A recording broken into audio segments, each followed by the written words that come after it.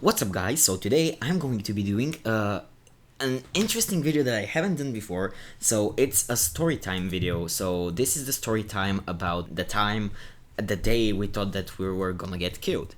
So I know that sounds pretty intense, and the story is intense as well from our perspective and probably from the perspective of somebody else. So if you think that the story isn't true, well, I don't blame you. It's not like anything extreme. However, it may be hard to believe. So one day we wanted to go on a trip over the weekend, and since we don't have a car and we can't make hotel reservations by ourselves, we were like, okay, so let's choose a town that is near our city. And then one of my friends, she's like, oh cool, I know this town that's near, and the town previously was used. Wait.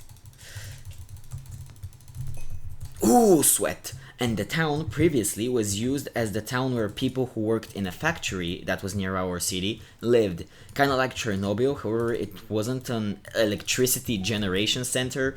It was like, it was just a factory. So we and we're like, okay, so it sounds cool, we can like get to see the village. Usually people here in villages are very friendly where we live, so we're like, cool, so let's give it a shot. And we're like, okay, so we don't have a car, so we need to get there by a bus. And one of our friends, she's like, okay, so I know which bus can get us there. Like, however, you need to be prepared that there are sometimes weird people get on that bus. And we were like, excuse me. And she's like, don't worry, we'll be fine. So she's very used to weird people approaching her because she lives in like a shady neighborhood. And for example, back when the school wasn't online, she had to like pass through these weird neighborhoods in order to get to her school. So she was like kind of used to that. So, and she's like, don't worry, we'll be fine. The people there mean no harm. They can just be weird sometimes. And we're like, oh, okay. So that was the first red flag. So fast forward to the day, it was a Saturday, I think. So we actually get on the bus, and the first thing is that the driver was he drove very aggressively. So he was like going at he was going at like 120 kilometers, and that's disclaimer, that's more than 60 miles. I may do the maths wrong here. It's about 65 miles per hour. And consider that he drove a freaking bus. It wasn't a car, a bus. And that's the first thing to take into consideration. The second thing is that the road wasn't a nice road. It was like a semi-dirt road because it was worn out from all the years it had been used, from like trucks that needed to get to the factory. And we're like, okay, so that's interesting. So we thought that the bus driver is gonna crash, however that didn't happen. So fast forward, this is where the interesting part comes. So we go into that village, and we're like, okay, so we wanted to get to a monastery. So the village is in the skirts of a mountain that's next to our city, and we wanted to get to a monastery. And we were like, okay, so that friend who I told you about, who's like used to dealing with shady people, she was like, okay, I know how to get to that monastery. I looked it up. I'm gonna guide you guys. And we were like, okay, because out of all of us, she's like the most patriotic one, and overall she like knows the most about our country. So we're like, okay, cool. So we let her. Oh my god, no. So we like let her guide us, and she guides us, and along the way we meet a bunch of interesting people. So people here, elderly people here, are very religious, and most of them have amazing stories to tell. So we listened to stories. We met a bunch of amazing people on our way to the. Oh, that's not good. Oh, that's not good.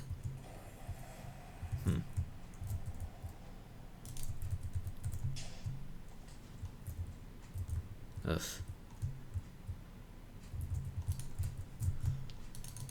Okay, so we just pretend that the last round never happened. So onto the story. Our friends guide us to the monastery, and she isn't completely sure where it's supposed to be. However, she knows in which direction we need to head.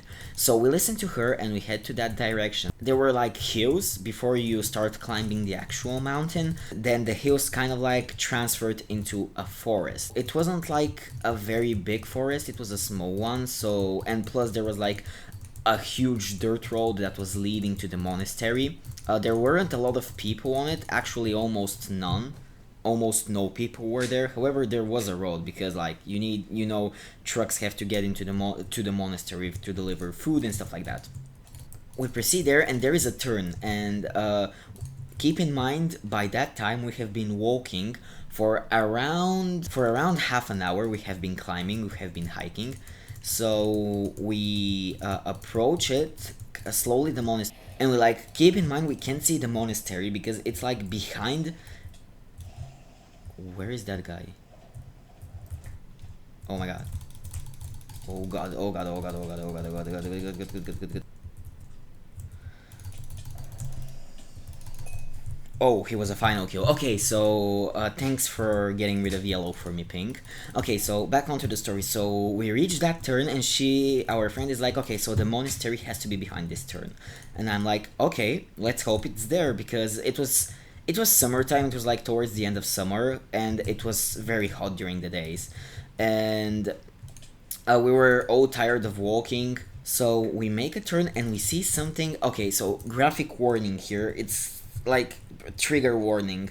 So we see something red that's lying in some bushes, and we're like, what's that? And we like get a bit closer to it, as any pathetic idiot who is in a horror movie would do when they see something suspicious. Never mind, we get close to it and we see that it's actually a killed pig, and we're like, oh no. So we like start screaming and we continue running, and I'm sorry, another warning because it gets more graphic here. As we continue to run, we like get closer to the monastery, and the monastery was like on this mini hill. It was a very small hill. There was like this place for animals to drink water from, and it was like surrounded by concrete. So and on the concrete that was holding the water in place, there were I kid you not, there were pig legs that were chopped off a pig, and they were arranged there. And then you can imagine how much we screamed when we saw that, because any normal person would do that, because it was creepy. And not only that, it was graphic, plus we were all like animal lovers, so seeing something like that wasn't particularly cool. So what's this guy gonna do? Oh my god, wait, bye. Oh, KB sticks are overpowered. Hello, mister, can I do that? No, I can't. Ew. Oh, okay.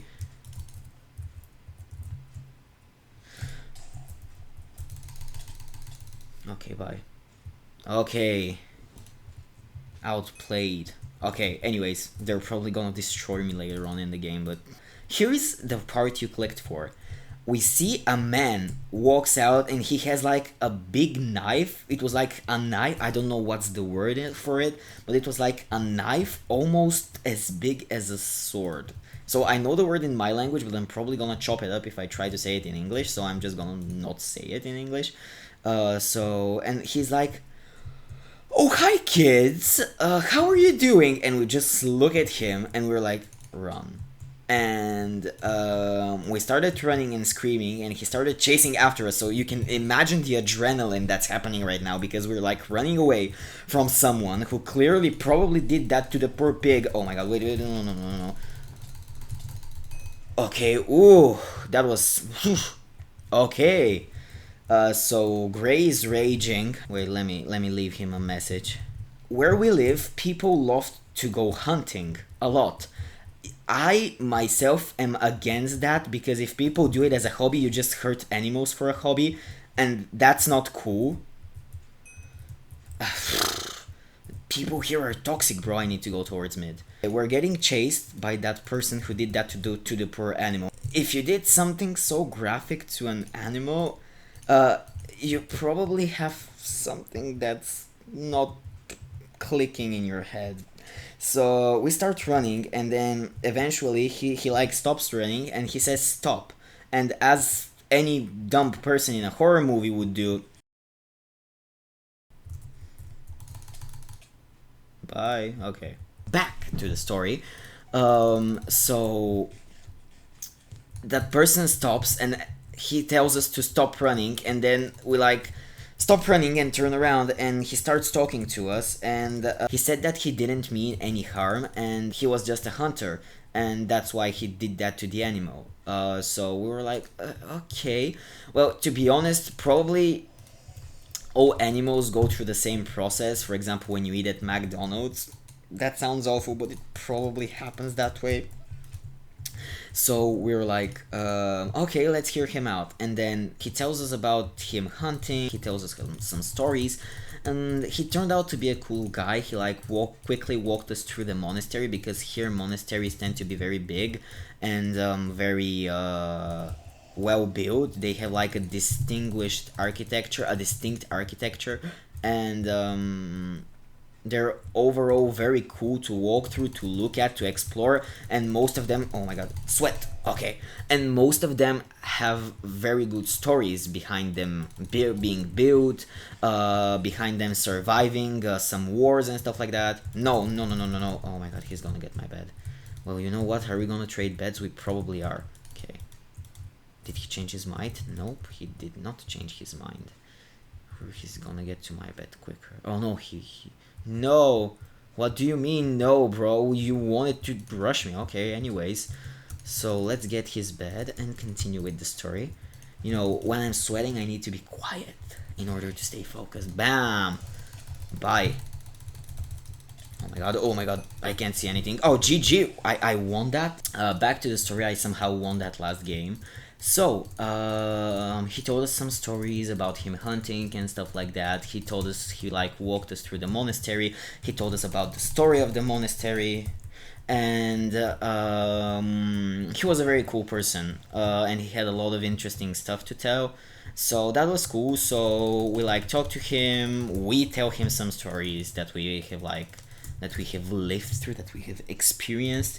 And it's time to slowly head home, so we have to go back from the mountains and go down to the village in order to like catch our bus. So that's what we do. And then here comes the like third interesting part of the story. So we approached the center of the village, and there was this like shop in it, and we were hungry because we didn't get to have proper lunch. So we were like, okay, let's go grab something to eat and something to drink. We're like walking towards the bus stop. Keep in mind we have like 30 minutes until our bus arrives, so we have time to goof around. And we like passed this group of people. Keep in mind we're 4 and there were like 6, something like that, something along those lines.